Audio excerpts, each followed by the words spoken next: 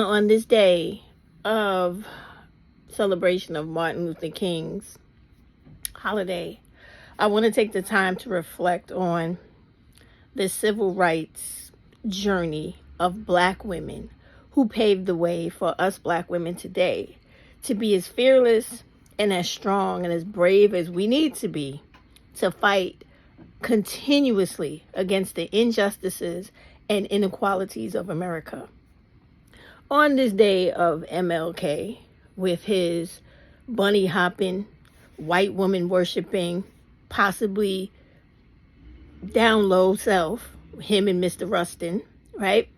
I want us to remember that none of those guys would have ever been able to do any of the things they did if they didn't have the Black women and the networks those Black women belong to behind them, paving the way as they marched through the streets with teenagers in front of them, women in front of them, and then the males.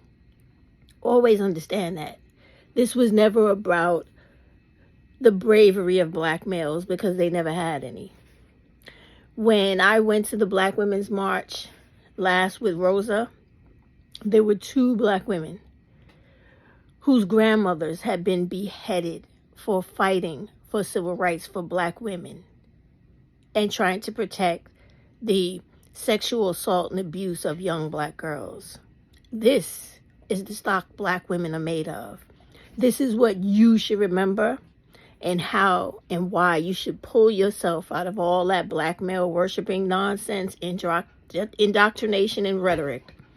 And understand that if you want America to change, if you want Black women and little girls to be safe in their households and on the streets of America, you have to get out there and fight and demand it the same way all of our foremothers did before us.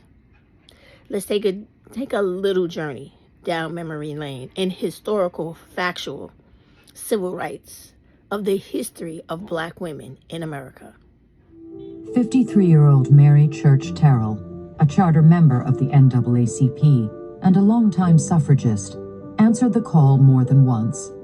Though she'd long ago resigned herself to the fact that white suffragists typically found it more expedient to exclude her. If you're a Black woman, white women's racism is not news. Racism is the order of the day. You know what that is. But that's not exactly a reason to stay home. African American women understood that the right to vote was yet another tool to try to dismantle the structures that were still in place even after the end of slavery, and to ensure African American safety and perhaps prosperity. So Mary Church Terrell was willing to join white women's protests to the extent that she believed it would ultimately deliver the vote for Black women. For every show of solidarity, however, there was a defection. Paul was bombarded with letters protesting the picket, resignations, cancellations of the suffragist, even a plea from her mother to call off what she described as the undignified annoying of the president. Instead, the vigil continued, day in and day out, usually 6 days a week. By way of explanation, Paul offered an analogy. If a creditor stands before a man's house all day long demanding payment of his bill, the man must either remove the creditor or pay the bill. Alice has never lost her focus on Woodrow Wilson. Racial violence are a strategy by which Black Americans, especially Black men, are being violently pushed out of the political sphere. Black women organize. Mary Church Terrell is the very first president of the National Association of Colored Women. It is an organization that permits them to work, yes, toward women's suffrage, but also, for example, against lynching in this period. Ida B. Wells is a legendary journalist, mastermind of the campaign against lynching that is launched at the end of the 19th century. a staunch suffragist who works at the national level, but also understands politics are always supremely local. By 1928, African American women will decisively send the first black man to Congress since 1901, Oscar DePriest.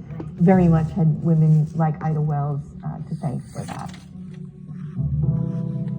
Nearly 2 decades later, women gained the right to vote with the ratification of the 19th Amendment. But for women of color, the barriers to the ballot box were still steep. But they were undeterred. Without a vote in the South. But organizers like Mary McLeod Bethune didn't give up, leading efforts to mobilize black voters often at great personal risk.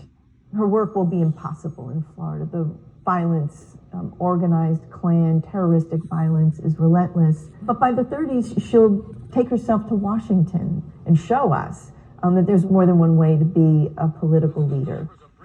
She will help Roosevelt establish what was colloquially known as his black cabinet. She will become a federal appointee, along with dozens of other black Americans who can't be elected to office by and large, but can come to Washington and be in charge of meting out robust resources that are helping the nation recover still from the Depression in the 1930s. She needs no introduction. The ever-present autograph seeker. By 1945, Mrs. Bethune is at the founding of the United Nations, the fateful meeting where the foundation is laid for that organization. Mrs. Bethune is off to the San Francisco conference as a special consultant. For black women, the only way into American democracy was through the back door, and they fought on all fronts. The movement filled the streets, some took it to the ballot box, and others to the courts. Constance Baker Motley is the woman member of the NAACP's litigation team that is whittling away at the Jim Crow edifice that is denying black Americans their voting rights. This is the team that will defeat poll taxes. It will defeat grandfather clauses. It will defeat whites-only primaries. In July of 1964, President Lyndon Johnson signed the Civil Rights Act, making it illegal to discriminate based on race, sex, gender, or origin, a step in the right direction. But that same summer, Johnson tried to silence Fannie Lou Hamer, a daughter of Mississippi sharecroppers, at the Democratic National Convention. Hamer shook the establishment in her calls for the all-white delegation to become more representative as she retold the violence she faced trying to vote. Is this America, the land of the free and the home of the brave, where we have to sleep with our telephones off of the hook because our lives be threatened daily, because we want to live as decent human beings in America? Thank you. It was a black woman that delivered a speech and called a party to toe about representation that not only benefited her delegation from Mississippi, which is what she was doing, but actually benefited black Americans across this country. That was a ripple effect for generations. Early on the morning of April 19th, the violence in Nashville reached its climax with the dynamiting of a Negro home. This was the residence of Alexander Luby, a city councilman and leading Negro attorney. He was Attorney Luby. He was our lawyer. He came to our defense when we were arrested that day, when we really needed something, and somebody had tried to kill him. We felt we had to confront the mayor with this thing. The movement was gaining a new momentum, and student activists like Diane Nash, who had helped lead sit-in protests and the Freedom Rides years before, set their sights on voting rights. Diane Nash heads to Selma and works behind the scenes to organize locally, to organize nationally. On that fateful day when marchers crossed the Edmund Pettus Bridge, Diane Nash is not on the bridge because she is back in Selma making sure that the paramedics are on scene and will be able to attend to those marchers should they, as they indeed do, confront brutality.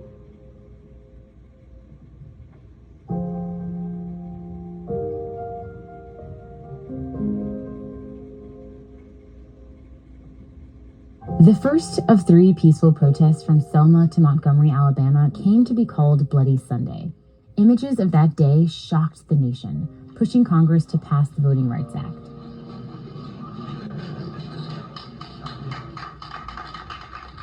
It was only then that all Americans truly had the right to vote.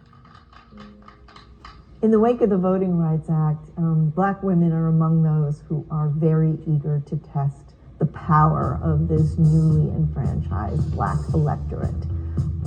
Shirley Chisholm from Brooklyn, New York, the daughter of immigrants, educated at Brooklyn College, founder there of the Harriet Tubman Club, named for the courageous, formerly enslaved woman who spirited so many enslaved people out of Maryland into freedom.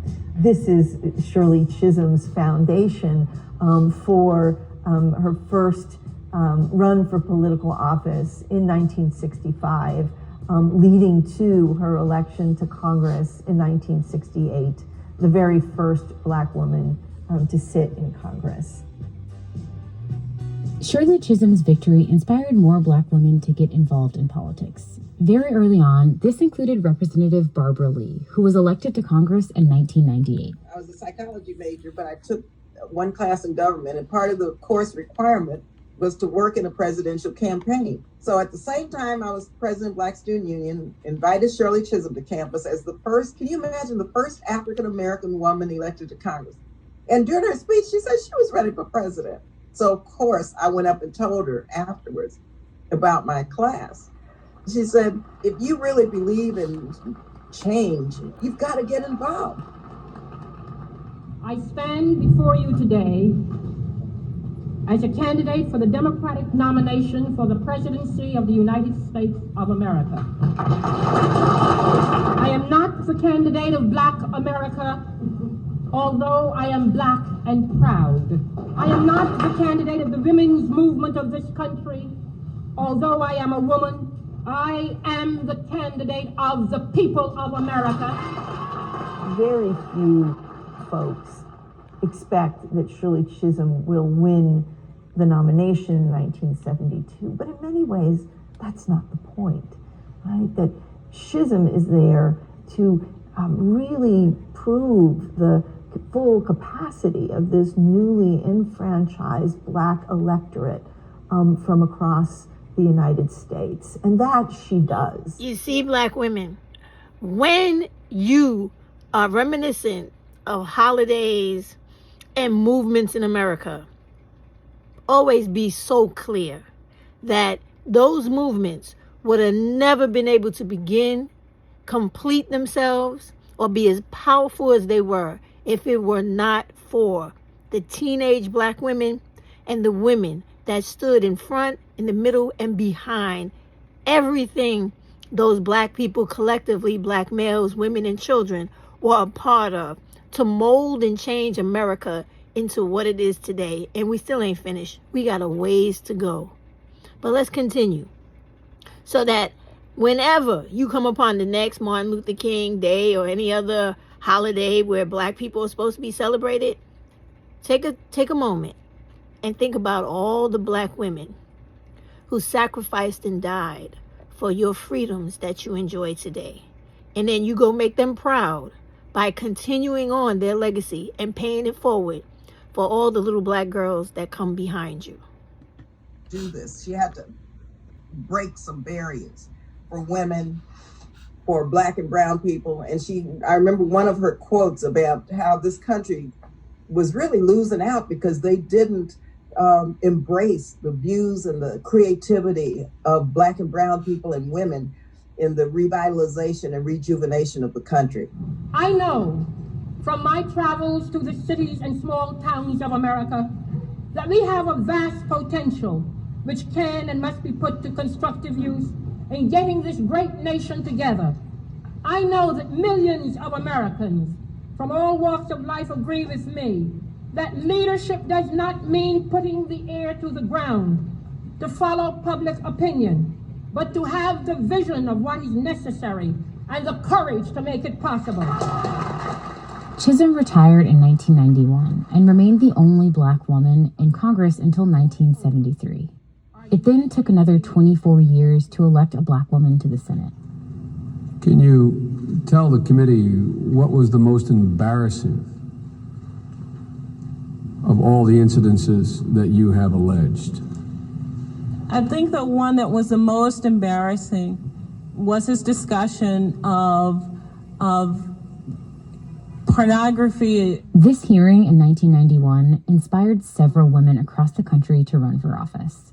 They watched as an all-male Judiciary Committee grilled Anita Hill on allegations of sexual harassment against Supreme Court nominee Clarence Thomas.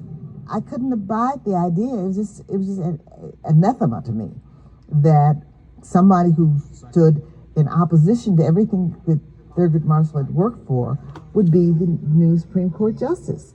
It's like, no.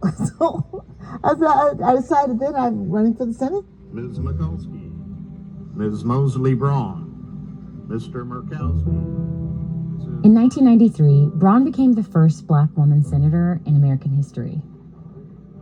I come to the Senate as a symbol of hope and change. And actually, for me, part of the dissonance or the difficulty was reconciling the symbolic nature of my being in the Senate and the job. I was looking to be normal as any other senator, but I recognized that I had a responsibility to be this symbol, which was something else altogether.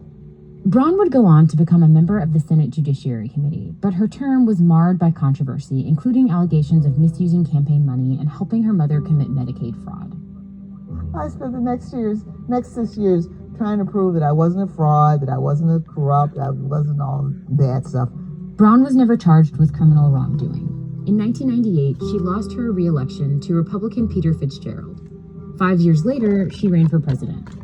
So I was legislating or trying to legislate statehood for the District of Columbia when you were just getting your eyes open to this issue. I've taken second place to no one on this issue. Carol Mosley Braun does not succeed in that nomination. And in that moment, I think, exposes a still present tension and even a rift in American politics, which is that she's not able to secure a women's constituency in the United States as a women's constituency. It was true, in Ida Wells' time, it was true for Carol Mosley Braun, and we might say it's still true today, that Black and white women, political behavior on election day is quite divergent. This white woman is saying, in reference to the turnout of women to support other women to do the right thing in political office, public office, is a problem that can be easily remedied, okay? There are more Black and other women, or supposedly women of color, right? Black and women of color than there are white women.